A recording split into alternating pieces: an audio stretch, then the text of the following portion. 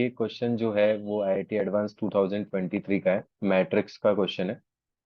देखते हैं, स्टार्ट करते हैं।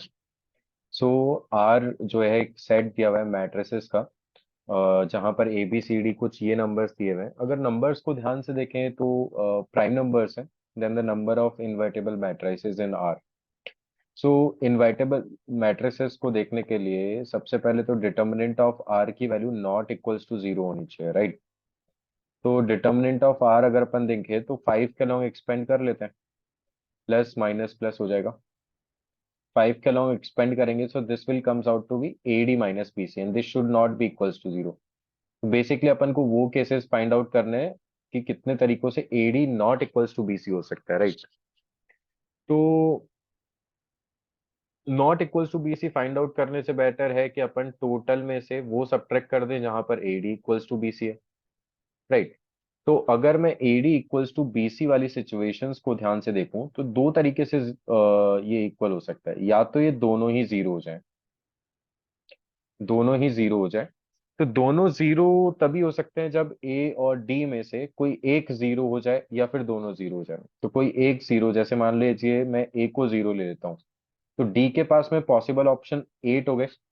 और same for D and A, मतलब इसी का उल्टा, तो मल्टीप्लाई बाय 2। लेकिन इसमें वो वाला केस दो बार काउंट हो गया जब अपन ने ए को जीरो और डी को जीरो ले रखा हो, दोनों ही जीरो हो जाए। तो 8 मल्टीप्लाई बाय 2 -1 हो जाएगा। And the same by similar process we can say that same for BC। तो 8 प्लस 2, 8 मल्टीप्लाई बाय 2 -1। तो this will comes out to be 16 -1, 15 square, that means 225, right. अब ऐसा भी हो सकता है कि AD is equals to BC but not equals to zero, right? In that case we can say that कि साथ में से कोई भी दो नंबर अपन सेलेक्ट करते हैं, जीरो तो ले नहीं सकते यहाँ पे। तो बचे 7 ऑप्शन, तो 7 ऑप्शन में से दो सेलेक्ट किए और दोनों को आपस में बांट दिया, तो 2 फैक्टोरियल।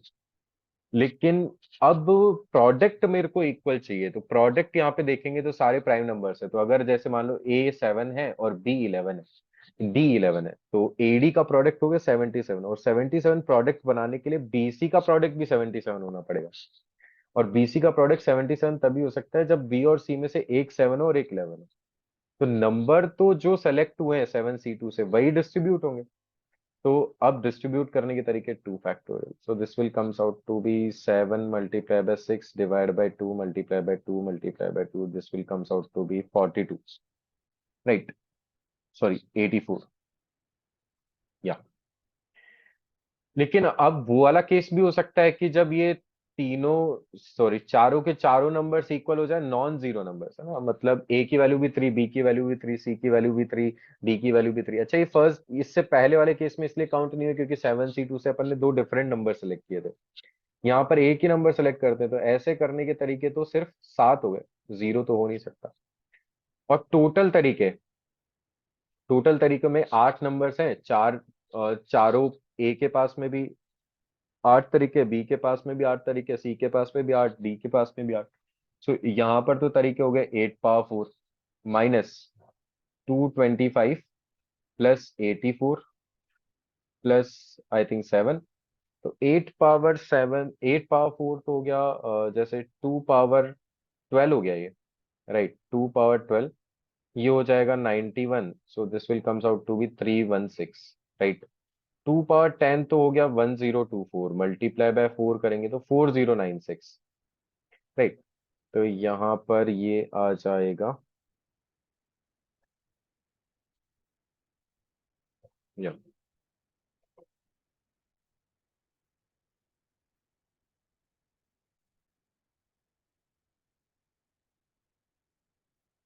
या this will comes out to be 4096 minus 316, so this will comes out to be 08, yeah, 3780. So answer will be 3780.